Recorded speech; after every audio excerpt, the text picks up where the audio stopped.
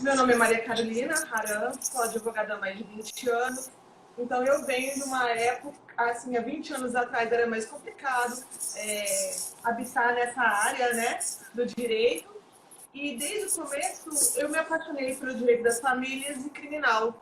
E desde então, ele vem andando, os dois estão de braços dados.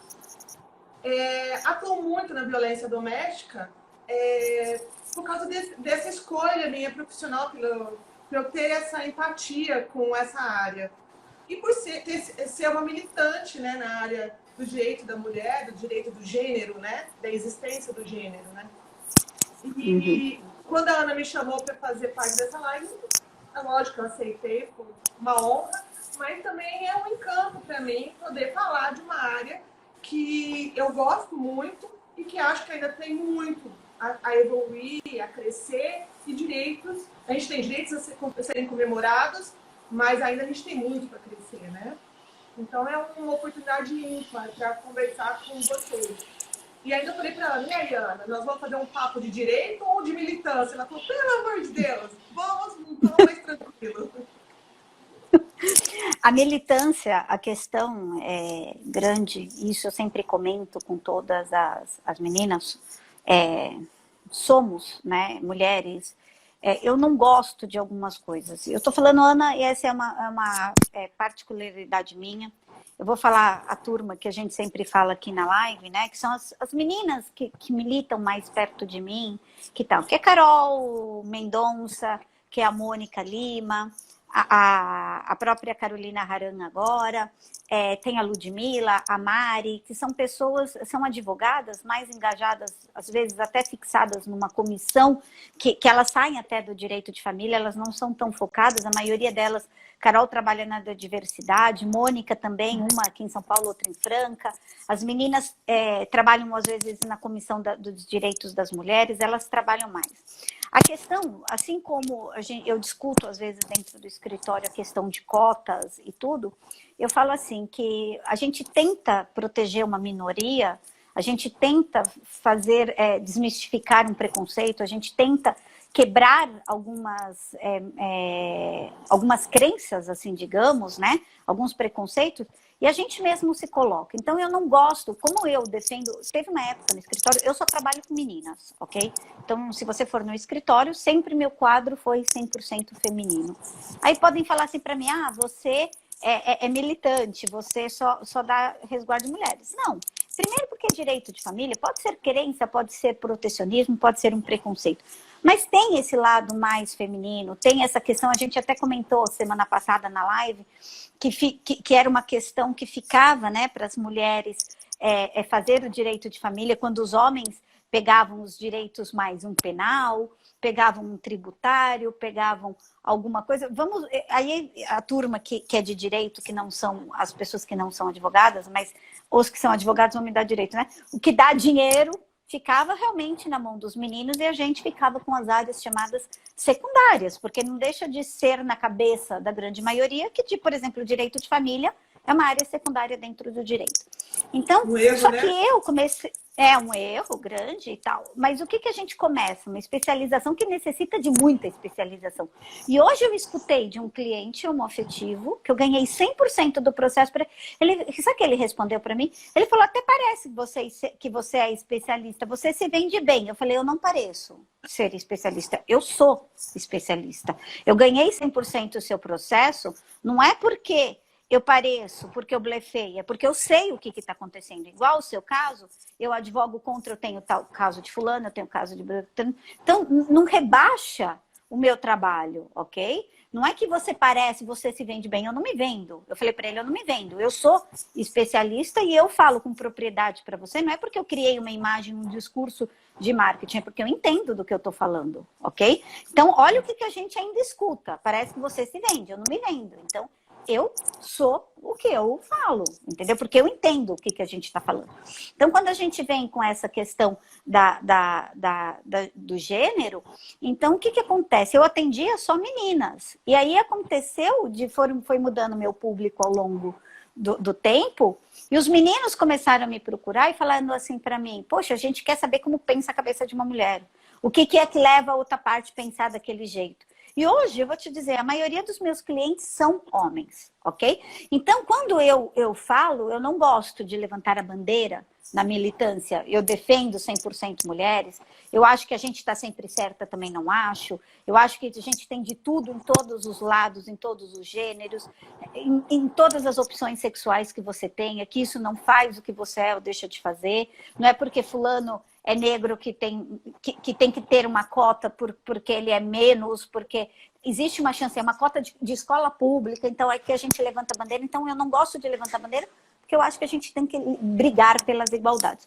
Mas, óbvio, como disse a Carolina, a gente está aí diante de uma desigualdade. Bora engajar no tema, que já faz 15 minutos de live só falando. Olha, o que a gente começou... Oi, desculpa, fala, Carol. Não, fala, Carol. Não, eu só ia introduzir... Hoje são homens. Porque quando a gente entra numa questão de violência doméstica, o Ministério Público entra para a mulher, né? Às vezes eu sou assistente de acusação, mas a maioria dos meus clientes na violência doméstica são homens. Então, assim, a gente no trabalho de advogada, a gente trabalha com os dois lados de uma forma muito profissional. Porque a gente tem que defender os dois lados. Os dois lados merecem defesa e o nosso trabalho correto e justo. Mas no lado da militância, é uma coisa muito de sangue quente mesmo, né? Mas sim, a gente tem que ter o distanciamento profissional. Concordo perfeitamente com você. Não, é sempre, né? Então, isso, e a gente vê, bem ou mal, né? Eu estou acabando de falar para vocês, não é um marketing que eu faço, falar com propriedade a respeito do que a gente trabalha, é experiência, é o que você falou, 20 anos fazendo a mesma área, 20 anos fazendo a mesma coisa. Porque muda toda hora, né?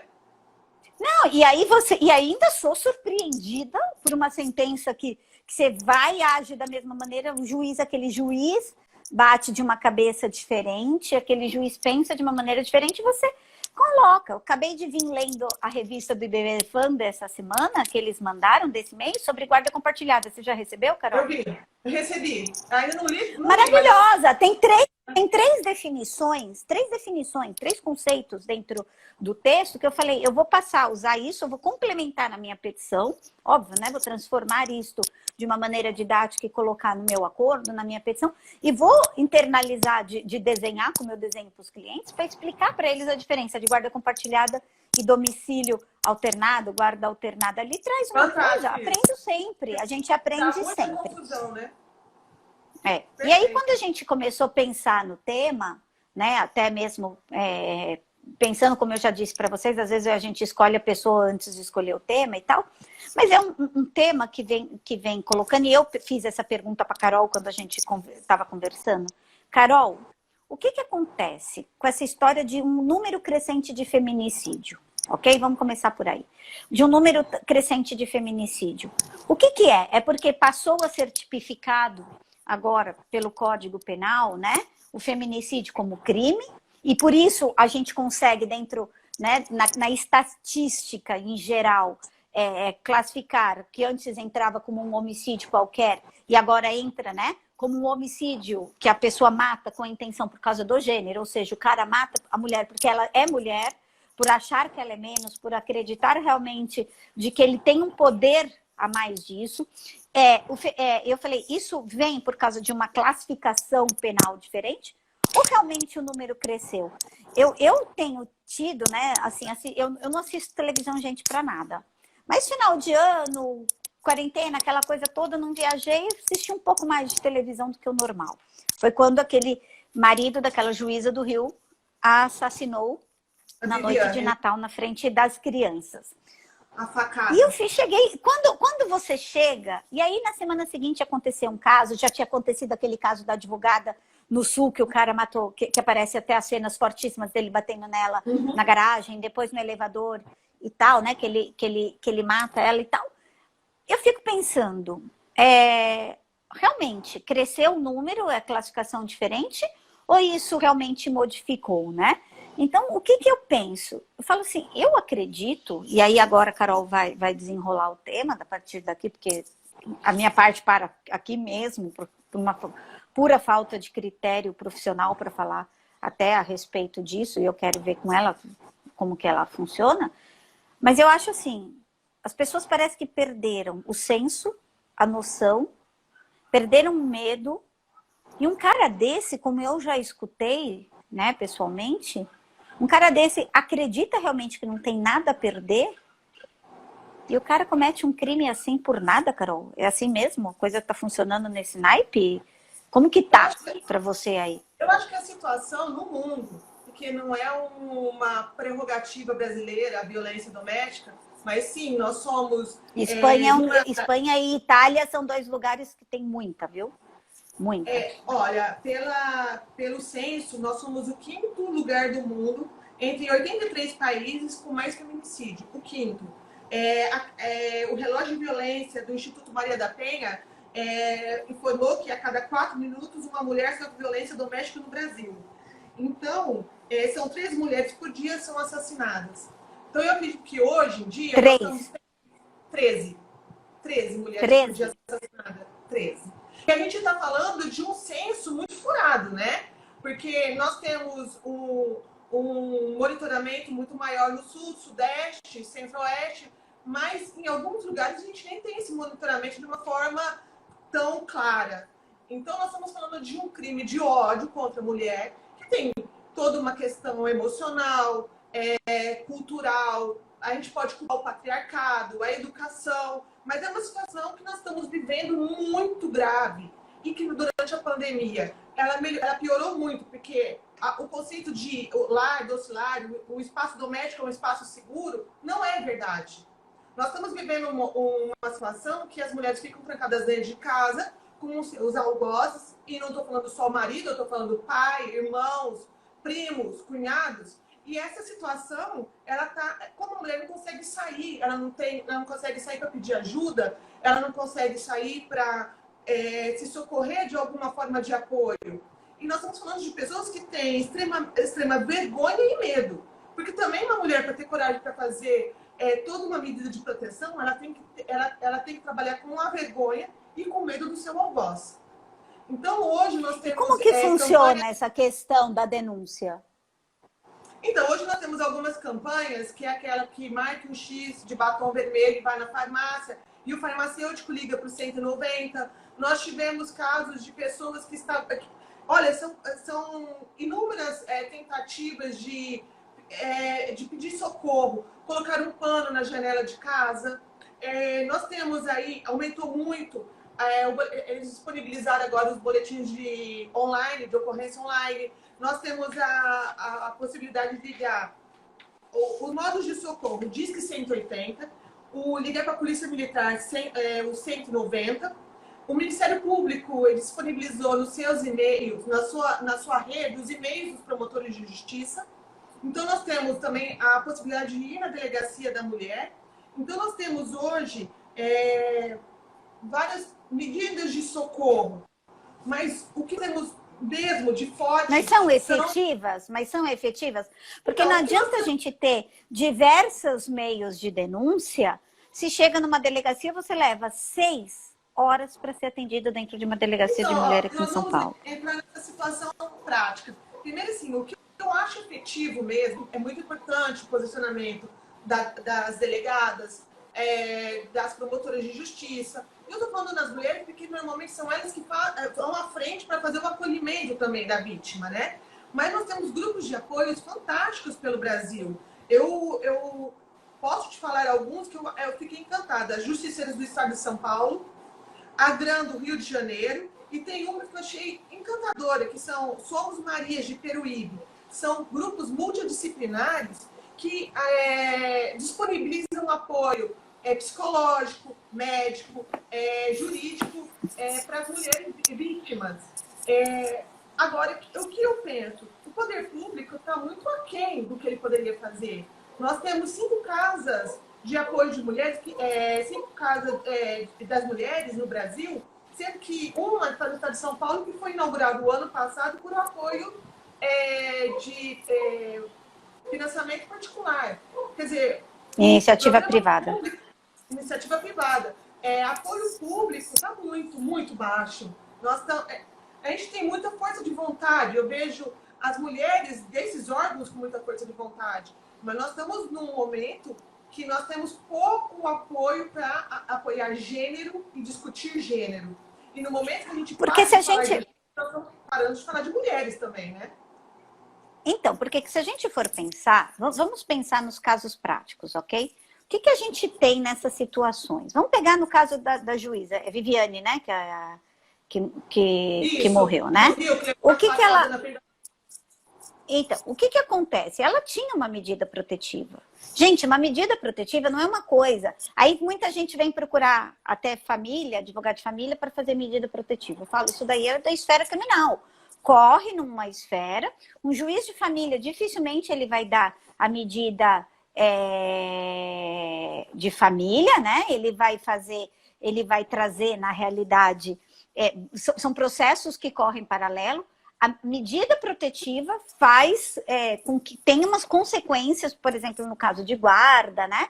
No caso de divórcio, partilha no direito de família, mas ele não nem seja. Então, tem que correr processo ali, tem que haver a denúncia, tem que correr todo um procedimento. Muitas vezes, a gente tem denúncias falsas, nós temos algumas situações onde a parte fala, vou fazer uma medida protetiva, sim, eu consigo a guarda. Coisa não funciona aí, né? É um processo sério, um processo todo difícil para a gente colocar, então eu falo assim, isso é na vara de família. O que a gente não vê, ao meu entendimento, é uma efetividade disso tudo, né? É um processo lento. E ela, por exemplo, andou com escolta. Quando a pessoa quer e ela está disposta, você vê que ela faz. E a vítima tem que ter esse apoio, principalmente que você está falando psicológico, porque é a parte mais difícil, gente.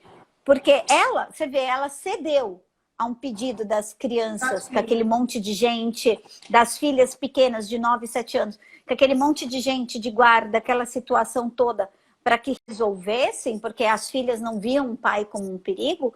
E ela, como juíza, gente, juíza, de casos assim, de toda essa situação, abaixou a guarda e foi onde foi pega. Então, a gente tem que entender a efetividade. Você falou que só tem 5 casas. Pensa 5 casas de acolhimento para um estado inteiro. É muito pouco. Muitas não têm para onde ir. Estão presas dentro da... Sim, e o que a gente tem que pensar é que o caso da juíza Viviane é um caso ímpar, no qual foi disponibilizada uma escola para ser autoridade. A grande maioria das mulheres no mundo e no Brasil todo, a gente tem que pensar na vastidão que é esse Brasil. Esse Brasil é muito grande, culturalmente, de espaço, de estrutura. Então, nós estamos falando de uma pessoa lá no final do Piauí e nós estamos falando a mesma lei para a pessoa dentro de São Paulo. Então, a gente tem uma vastidão de realidade, de pobreza, de miséria. E eu não tô falando. Aí, quando a gente fala isso de pobreza e miséria, a gente não está falando só em financeira. Nós estamos falando de cultural. Porque quando a gente pensa que a gente tem uma grande maioria de questão de violência doméstica dentro de uma classe média alta, é uma realidade atual. E outra coisa que assim, é uma coisa que dói meu coração é quando eu vejo, e a gente vê, a gente é advogado, e eu acredito que a autoridade também vê, quando uma Maria da Penha é feita para uma denúncia de violência doméstica, é feita para ter outra coisa. Só que as pessoas que fazem isso, elas têm que lembrar que a gente tem que ter empatia com as mulheres, nós temos que ser apoio às mulheres. E quando você faz isso, você destrói uma lei de proteção que muitas mulheres morreram para ter essa conquista. E outra, você quando mente numa ação criminal, vai ter todo um julgamento, e caso seja provado que aquilo lá não foi verídico, você vai responder criminalmente por isso. Então, é uma ferramenta muito importante para as mulheres, mas de proteção e verdade, não como moeda de barganha. Isso daí é cruel com toda uma luta e uma militância e mortes, né? Hoje eu vejo a situação que a mulher chega na delegacia e ela é recebida para fazer o seu boletim de ocorrência. É uma realidade triste de falar, mas sim, o tratamento da mulher quando ela chega, da vítima quando chega com um advogado, é outro. Existe, uma realidade. O tratamento, a condução, o amparo dessa mulher, o esclarecimento. Olha, eu vou contar uma, Ana. Semana passada eu estava na minha casa e liga uma cliente, doutora, eu estou procurando um lugar para ir porque meu marido voltou para casa. Falei, como? Há 2 dias atrás ele tinha batido nessa mulher de uma forma cruel e covarde, socos, pontapés e mordida. Eu acho que mordida é uma coisa tão cruel, que é uma coisa que me arrepia até. E ele voltou para casa. Ele foi preso, a Defensoria Pública entrou, pediu a liberdade dele, ele foi liberado, nem sei qual que foram as situações ali, porque acabei nem vendo. E ela pegou e me ligou e falou assim, onde eu vou? Ele voltou. Ele falou que a casa é dele, ele voltou. Eu falei assim, liga pra polícia. Mas, doutora, ele vai ser preso. Eu falei, vai ser preso. Aí ela pegou e falou, mas eu não quero que ele seja preso. Eu quero que ele saia, mas eu posso pedir para ele sair, porque a casa é dele. Bom, no final liga eu pro cidadão. Eu falei, olha, eu me apresento e falo, eu sou advogada da sua esposa e eu peço para o senhor se retirar imediatamente. Às 5 horas ela volta para casa e ela já foi orientada que se o senhor estiver aí, o senhor, é para chamar a polícia. É uma questão de gentileza eu estar ligando para o senhor. Aí ele fala, mas a casa é minha. A mulher é minha. Eu sou casado com ela há 30 anos. Quem paga o aluguel sou eu. Os móveis eu que comprei. Esse foi o argumento. Eu falei, mas ninguém orientou o senhor que o senhor não pode se aproximar dela? Ele falou, mas eu voltei para minha casa. O endereço que eu dei na delegacia. Quer dizer, não houve uma orientação para a vítima e não houve uma orientação pro agressor. Eu falei, o senhor tem 10 minutos para sair da casa, porque eu vou chamar a polícia. E realmente, se a polícia chegasse lá, ele seria preso. Ele não foi orientado, ele voltou para casa. Aí ele disse... E ele saiu de boa, porque a maioria se paga de machão e não sai. E é essa argumentação. Eu tô com um caso de família, de partilha, que ele bebe, tem assim, vídeos horríveis, né? A gente entrou com partilha de bens e tal, e ele tá na casa. E aí eu entrei com pedido de aluguéis, né? De fixação de aluguéis, e quando ele recebeu, ele mandou o seguinte recado, pelo filho, para a mãe. Avisa para sua mãe que se ela começar com graça, eu vou tacar fogo na casa. Porque confunde, entendeu? Há justamente, né, uma confusão sobre o que é direito de propriedade, sobre o que é direito. Como assim é minha mulher, é minha casa, eu faço o que eu quero? Como se a mulher fosse um objeto comprado de decoração dali de dentro. É o patriarcado, né? Assim. É a posse a mulher se torna uma propriedade, né? E é isso que nós lutamos na política de gênero. Então, agora, o que eu oriento meus clientes? Na hora que o machão fala, eu não saio, eu chamo a polícia. 190. Desobediência de uma ordem judicial. Vai preso. Ele vai preso. Então, agora, assim, a gente tem que ter educação, a gente tem que ter, eu acho que casas de acolhimento ao agressor, para eles serem orientados do erro que eles estão fazendo, porque muitas vezes pessoas entendem que é um direito dele bater na mulher, bater nos filhos, bater em todo mundo. Tem pessoas que ele foi criado assim, né? Foi criado assim, foi um exemplo. Eu estava vendo uma vítima falando que, em média, uma violência dura 10 anos, em média. E a mulher só se posiciona no momento que o marido começa a bater nos filhos. Aí ela se posiciona. Antes disso, ela aceita a violência como se fosse uma coisa normal. Uma coisa que da vida, a gente tem que viver. A minha mãe apanhou. Então, aí que eu falo, né? Então, a gente começa, aí eu falo para você, ok, a gente precisa de mais casas de acolhimento, a gente precisa de mais efetividade no atendimento, mas eu acho que, basicamente, a gente precisa de uma educação.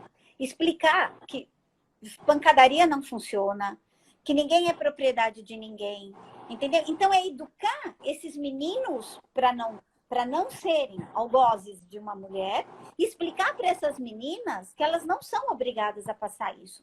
Eu sempre comento com todo mundo que eu sou separada do pai da minha filha e tal, e nem é o caso.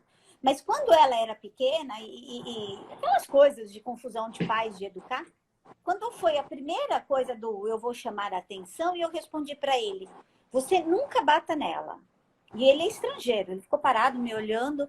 Eu falei para ele assim, se tiver que haver um castigo físico, que não é o caso, né? Nem é isso de violência, né? Que independe se mãe ou pai bate, né? Mas eu falei para ele assim, que seja eu que encoste a mão. Porque se ela apanhar do pai e achar que é normal o pai bater nela por ser uma autoridade, ela vai achar que é normal apanhar do marido. Então, isso é uma das coisas que a gente tem que pensar, você, como pai, tem que pensar. Se você bate na sua filha como achando, né?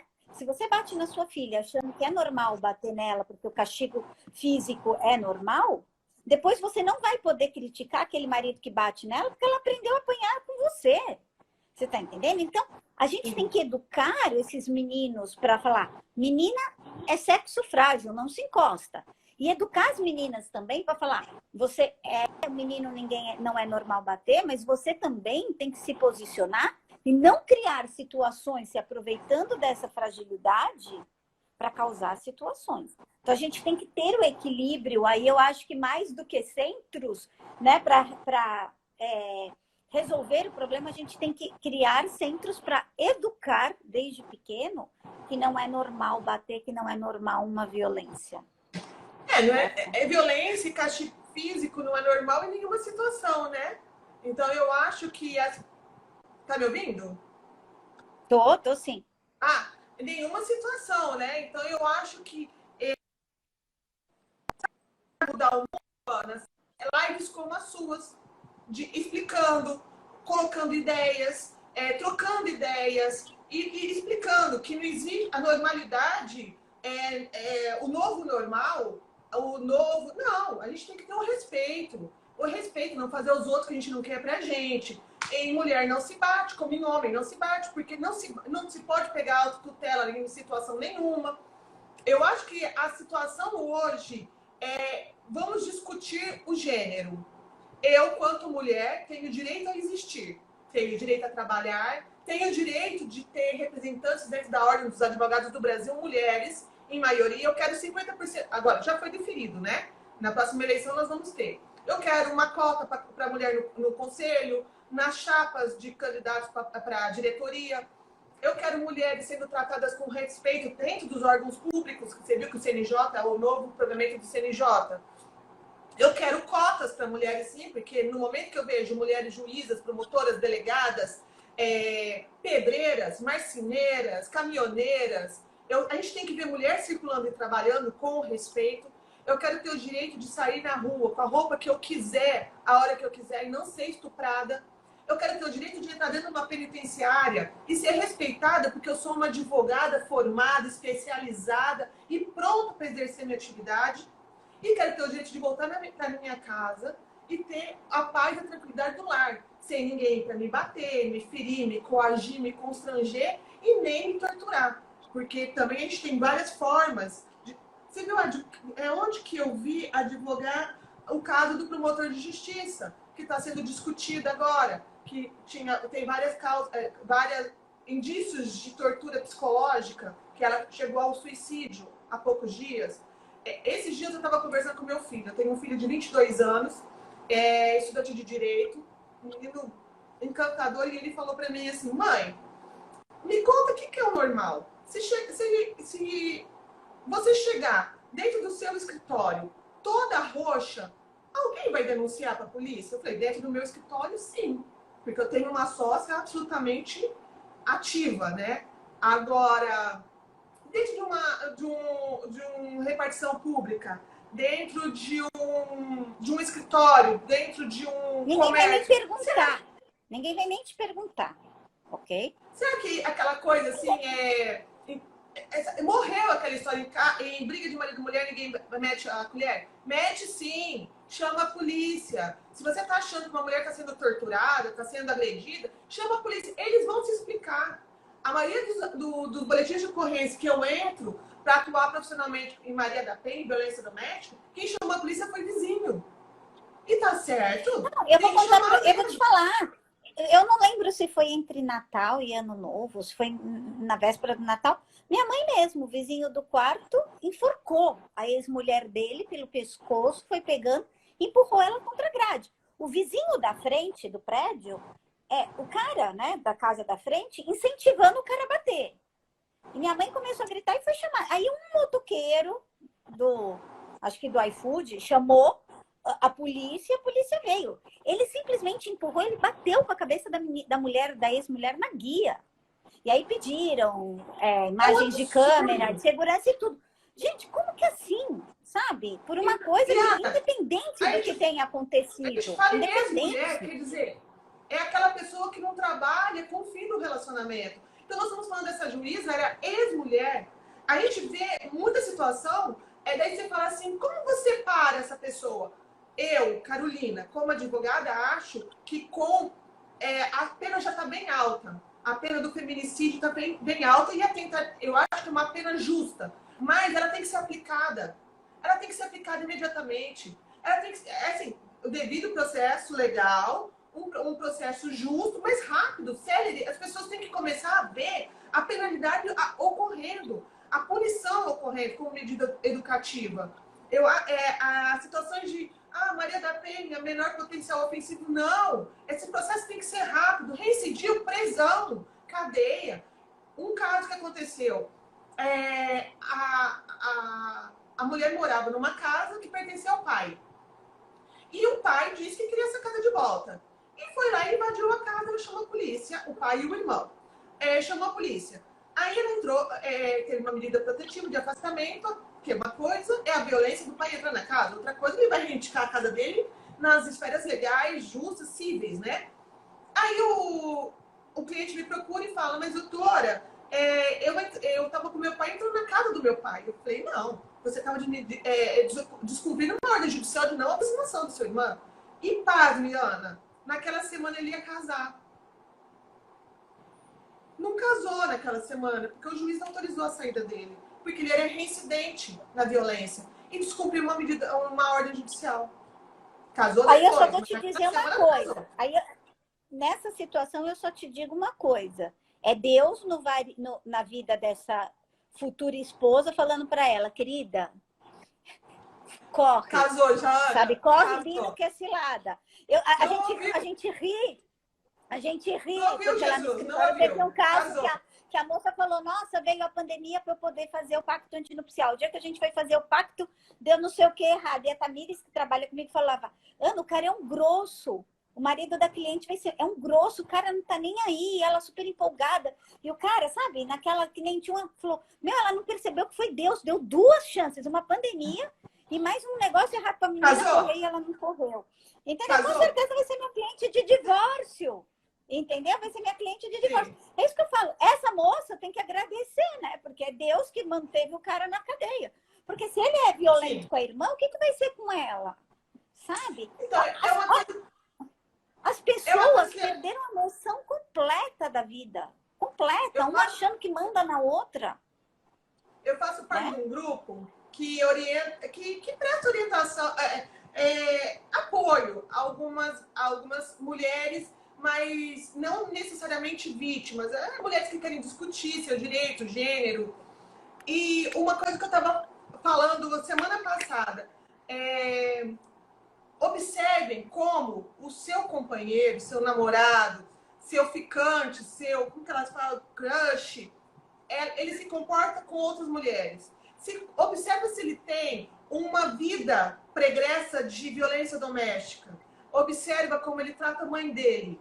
Isso daí é um bom referencial para você saber quem é esse companheiro dentro de casa. A gente não pode...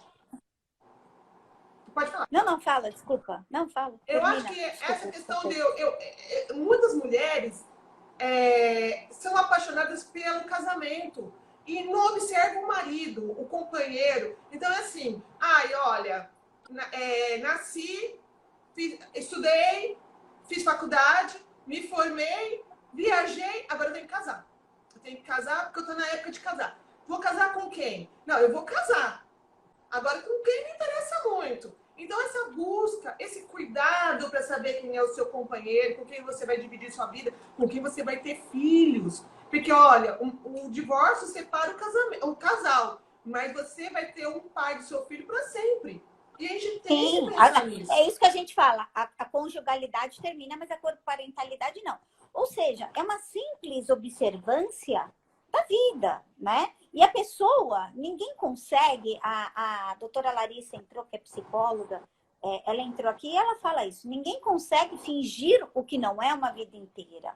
Né? Então, você não vai conseguir saber num relacionamento curto, mas num relacionamento longo, e se você é minimamente observadora, você vai ver, o cara explode do nada, o cara fica nervoso, como que o cara dirige, como que o cara age, é o cara que quer levar vantagem em tudo. como que ele é? É o cara que devolve o troco correto? É um cara honesto? Porque ele não, a pessoa, isso serve para qualquer área, tá, gente? A pessoa não finge ser quem ela não é. Se ela dá o mínimo sinal, não se engana por carência, não se engana por qualquer outra, né?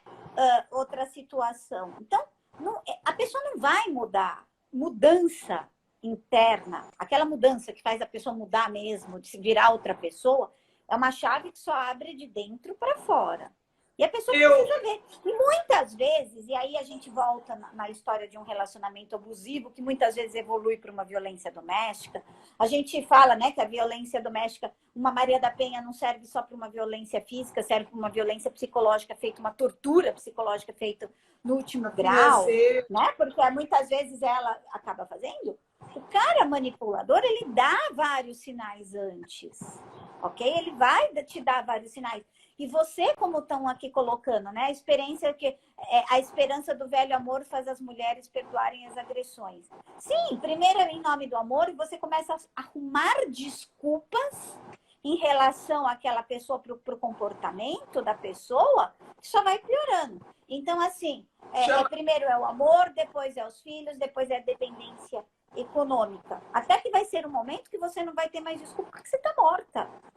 Okay? Fala que chama o ciclo da lua de mel. O ciclo da lua de mel é assim, né? ele começa do relacionamento. Ele né? Começa, ele te maltrata, ou ele pode até te dar uma violência física leve, aí você acha ruim, você se afasta, aí ele mudei, te dá presente, faz o príncipe encantado, a lua de mel. Na hora que você volta e baixa a guarda, aí vem a violência física muito forte. Começa então, o ciclo do relacionamento abusivo, porque tem muita gente diferente, ele começa assim. Ele vem a fase da lua de mel, aí começa a fase da tensão, que é aquela fase do... Começa, então, é o arroz que queimou, é a história do que dá o gatilho, e aí vem a explosão. A explosão pode ser gritos, xingamentos, como uma violência doméstica. Aí, quando ele percebe o que ele fez, ou até por uma questão para que você não denuncie, ou porque às vezes ele cai na real, ele volta, faz a fase da lua de mel. E assim, o problema é que assim, inicialmente, tá? Esse ciclo todo tem uma duração às vezes longa, ok? Então, tem uma duração longa. Conforme o cara vai ganhando força, conforme ele vai vendo que você não denuncia, que você não faz uma medida protetiva, que você não sai daquele relacionamento, esse ciclo vai diminuindo o tempo. Então, o que levava um mês todo para acontecer, às vezes 6 meses, aí passa a ser trimestral, aí passa a ser bimestral, aí passa a ser mensal, passa a semanal, e às vezes um ciclo, dependendo da situação, quando já está muito feroz dentro dele, né, dentro desse relacionamento, acontece inteiro num dia. Ele vem, pede desculpa, ele faz... Então, a atenção é aquela coisa que a pessoa vive. Eu lembro quando eu estudava, já que você falou que há mais de 25 anos atrás, que existia aquela síndrome da mulher espancada, que é a mulher que apanha, nunca denuncia o cara, né? E chega um dia que ela cansa, ela cata a faca da cozinha e ela mata o cara. E aí você fala assim, essa mulher vai ser condenada por um homicídio. Porém, quando ela passa por uma série de corpo de delito, inclusive para ir presa, né? Porque fazem aquele exame corporal, ela tem dentro do corpo, por exemplo, várias cicatrizes de 5, 6 costelas quebradas, várias fraturas. E aí vem mostrando exatamente que ela apanhou a vida inteira. E que numa reação dentro daquela situação, ela explode. Só que o que eu falo, assim, é isso que, né, que trouxe o grande questionamento da live, é o seguinte, gente, a gente está vivendo em 2021. Aqui, minimamente, qualquer pessoa hoje tem acesso a uma informação por uma televisão.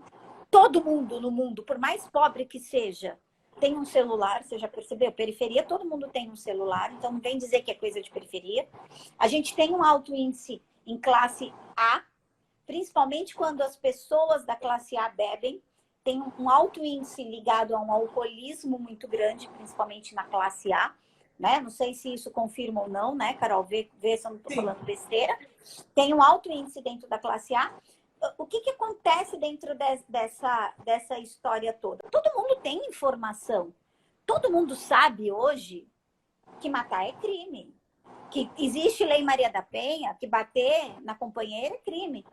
E como que a gente chega num ponto de uma pessoa, como um marido de uma juíza, que tinha uma medida protetiva, se aproveita de 5 minutos que ela vai, abaixa a guarda em relação àqueles, por um pedido das filhas, que estavam com presente na mão, gente.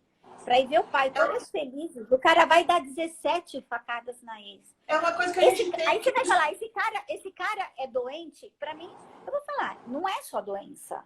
Porque ele tem a noção daquilo tudo. Ele sabe o que ele está fazendo. Você sabe, Ana, que o ciclo de violência é uma situação muito complicada. Eu participei de um evento aqui em Ribeirão Preto, numa faculdade, no qual veio um psicólogo que trabalha com o agressor e dizendo do trabalho de resgate a esse agressor. E na época, alguns anos atrás, eu achava assim, o agressor tem que ir pra cadeia e depois ser castigado. Não, tem que fazer tratamento. Ali não vai, mas então ele tem ciclos de debate para discutir essa agressão que foi embutida na cabeça desse ser humano quando ele viu a mãe, a vizinha, a irmã apanhando. E esse cara tem que ser resgatado, porque esse cara vai fazer vai fazer a vítima e pode continuar essa situação de ódio em gerações. Mas uma coisa que eu falo para você que me deixa contente, conversando com você, veio isso. Quando eu comecei a advogar, eu sentava no Juizado Especial Criminal e uma mulher que tinha levado boas pancadas, o cara transacionava com o Ministério Público, pagava 3 cestas básicas e acabou. Briga de marido e mulher. Hoje não. Hoje a gente não pode sentar no jeito. Não faz mais a gente não pode transacionar. Melhorou. Hoje a gente fala, é errado bater na mulher. Mesmo quando o presidente fala que a violência aumentou, a violência doméstica aumentou porque as pessoas estão trancadas dentro de casa. Não, nada justifica a violência doméstica. Porque eu tô trancada dentro de casa, nem por isso eu tô batendo em ninguém. Eu acho que a situação de pandemia é para todo mundo. Todos nós estamos vivendo um momento ímpar da vida. Aliás, o ser humano, a humanidade está vivendo.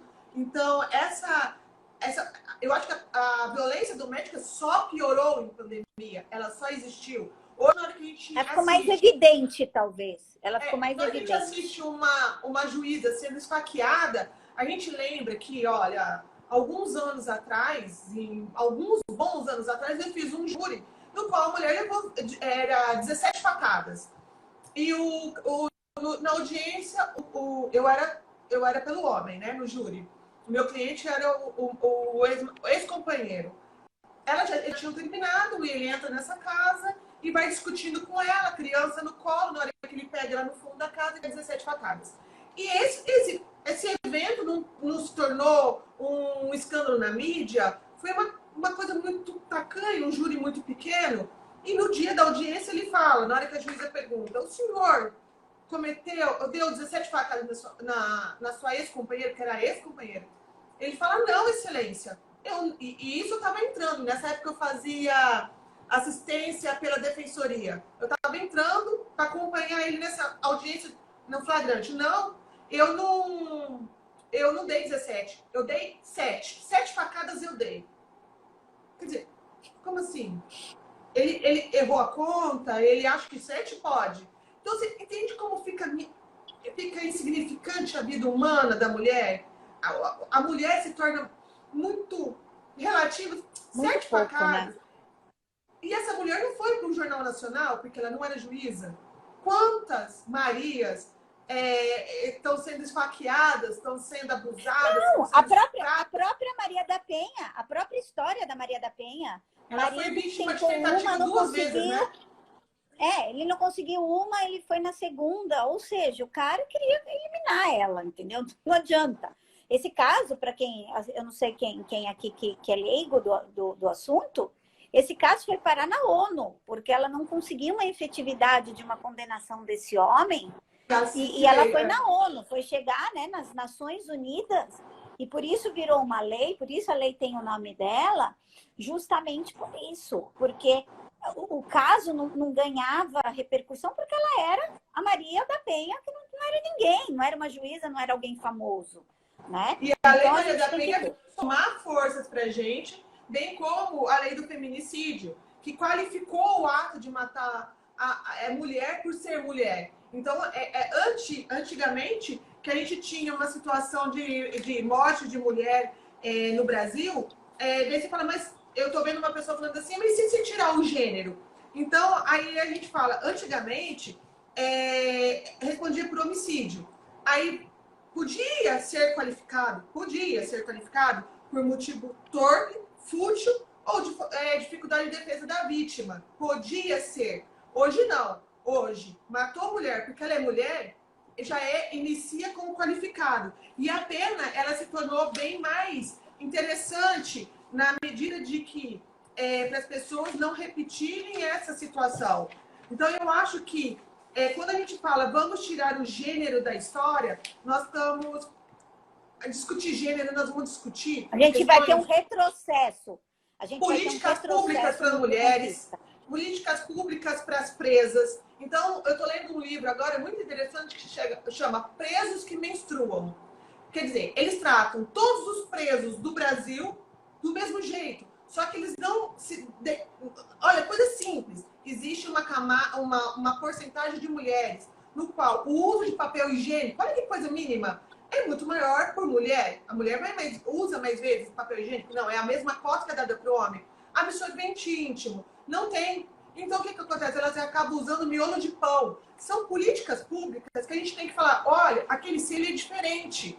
Então, aquele ser que vive ali, que paga imposto, que colabora com a sociedade, é uma mulher. Então, ela precisa ter políticas públicas para ela. Olha, aquele ser ali é uma travesti. Essa travesti tem que ter políticas públicas de saúde, de segurança, de moradia, de emprego. Então, quando a gente fala assim, não, vamos tratar todo mundo igual, não é justo.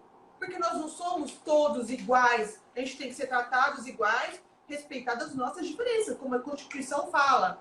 E quando a gente fala, não vamos discutir gênero na escola, nós estamos dizendo, não vamos discutir a questão de contraceptivos para a mulher, orientação contra a situação de gravidez, situação intrínseca das mulheres, como intrínseca das travestis, intrínseca dos gays, intrínseca dos homens cis, héteros. Então, a gente tem políticas públicas para cada segmento. É necessário, a gente tem que ter CID para cada pessoa, tem que ter remédio para cada pessoa, e o governo custeando. A gente tem que ter defensoras públicas trabalhando, defensores públicos. Tem homens fantásticos, tanto em todas as carreiras. Eu tenho colegas criminalistas que fazem trabalhos fantásticos na área da violência doméstica. Eu vejo promotores de justiça muito, muito engajados, delegados, defensores. A gente tem no segmento, a gente não generaliza o homem agressor. Existe uma parcela que é agressor e essa parcela tem que ser tratada e tem que ser imobilizada. Ele tem que parar. E eu acho que é esse o nível de discussão nosso. Nós temos que discutir gênero, nós temos que discutir políticas públicas para as mulheres, segurança, educação, saúde. E eu acho que é isso que é o legal da gente estar falando. Só para que todo mundo saiba, a gente passou 1 hora. Só para que todo mundo saiba, a Lei da Maria da Penha está entre as 3 melhores leis mundiais na defesa da violência doméstica. Entrou aqui durante a live, acho que a pessoa já saiu, de Portugal, dizendo que em Portugal aumentou. Espanha, eu morei lá, gente, o índice de violência é absurda. Na Itália, México, eu tive uma cliente brasileira que estava casada com um mexicano. Assim, é fabulosa o respaldo que eles dão, tipo, na delegacia da mulher lá, eles dão lanche para elas quando vão lá, fazem acompanhamento. Eles têm um prontuário que fica disponível no México inteiro, porque a violência lá é absurda, né? Ou seja, a gente vai ter, eu não sei, eu não consigo, assim, a gente não escuta nada falar da Alemanha, a gente não escuta nada falar dos Estados Unidos, mas a gente sabe que tem, Canadá, né? essas situações onde que talvez, não que seja menor, mas a punibilidade ao ser maior, evita uma série de coisas. O que nós temos que entender como disse, né, a Carol, é tratar com igualdade os diferentes ou tratar as diferenças dentro das igualdades, né? Nós temos que, sim, denunciar, nós temos, sim, que ajudar a vizinha, a gente tem que fazer, cada um fazer meu parte. Não é porque eu não lido com direito penal, porque eu não faço violência doméstica, não é porque eu não faço, a hora que eu vou deixar de acolher uma cliente, de orientar, de falar para ela os seus direitos, de buscar a lealdade processual, como a gente falou semana passada naquela semana, né, sobre a violência processual, que eu não vou dizer que eu tem adorei que ensinar, Ana. Achei que eu estava sozinha muito nesse boa, mundo. né? A live. E hoje, essa Muito semana, bom. só para você entender, tá, Carol? Fui acusada em 2 processos. Eu brinquei e falei que mais uma eu peço música no Fantástico, de ser antiética.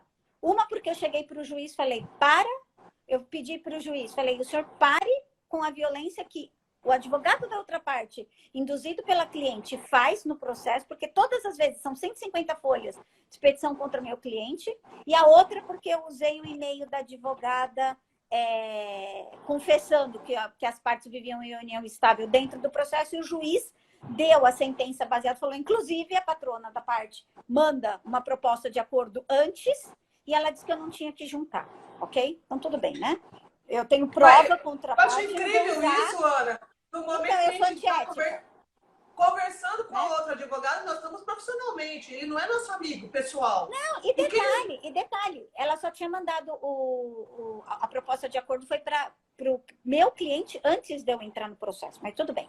Até aí eu estou falando. Então, a gente é considerado antiético. Então, assim, vamos orientar, vamos fazer, você tem isso, você tem casa de acolhimento.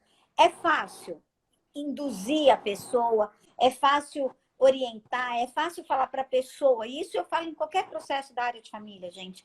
É fácil, é muito fácil eu chegar para o cliente e falar assim para o cliente, olha, você cata suas malas e vai embora porque o cara não vale a comida que come, você está sofrendo violência.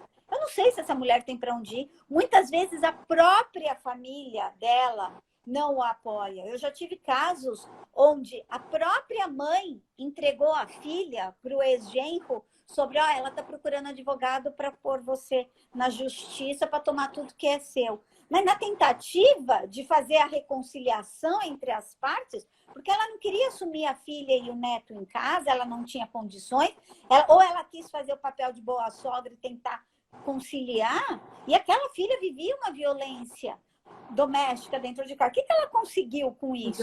Ela conseguiu munir a outra parte do processo. Então, a gente orienta, a gente explica e a gente tem que entender. Tem que haver, eu acho que terapia deveria ser uma política pública obrigatória dentro de escolas. Eu acho que teria que ter...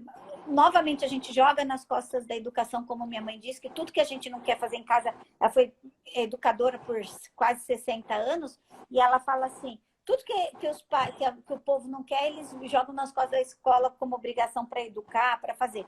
Mas tem que ter, sim, uma situação de que o pepino a gente torce desde pequeno. Pondo o quê? O menino para lavar louça, pondo o menino para brincar de boneca, sabe, de casinha. O menino brincar de casinha não o transforma em homossexual, não o transforma em homoafetivo.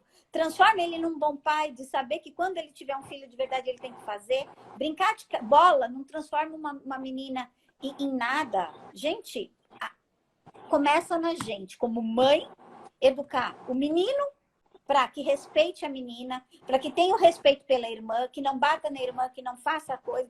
Conversando com o nosso companheiro, com o nosso marido, você não bata na nossa filha, porque se ela aprender que apanhar em casa do pai é normal, ela vai aprender que apanhar do namorado fora também é.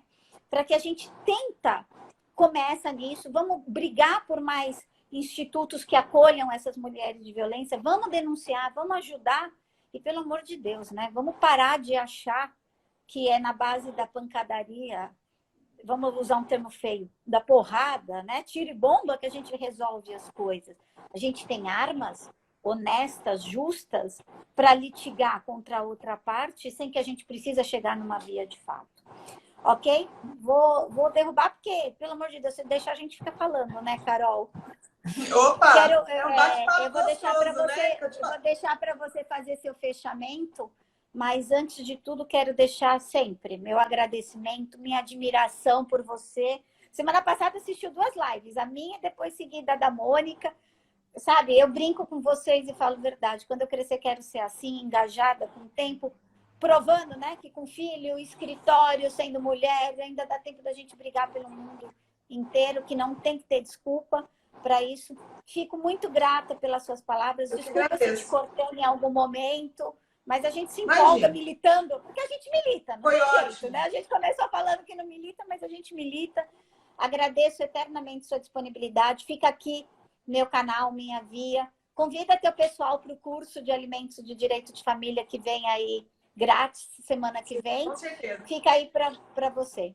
Deixo a palavra com você, depois eu dou meus 2 últimos minutos de recado para a gente desligar. Queria agradecer a oportunidade de falar de um tema tão importante, atual, e dizer o maior recado que eu tenho: procure ajuda. E sempre que tiver um problema de violência, um problema, uma situação de agressão, ou na dúvida do que você está passando, procure um advogado. Eu acredito que os advogados estão preparados tecnicamente para amparar e acolher e resolver e orientar a situação do cliente, da cliente. Nós temos uma equipe muito boa de mulheres advogadas atuantes. Aqui em Ribeirão Preto, quando eu comecei, a gente era em poucas mulheres da área criminal. Hoje nós temos uma turma excelente, nova, meninas que eu admiro muito, são muito aguerridas, muito fortes, muito posicionadas, e que, assim, enquanto a gente estiver fazendo bons trabalhos, atuando de forma correta na advocacia ética, de forma legal, e apoiando nossos clientes, eu acho que é isso que vai pulverizar a questão de que a violência doméstica não é aceitável e que nós estamos aqui para provar e para ajudar isso a parar. É isso e agradecer a oportunidade, Ana. Muito obrigada.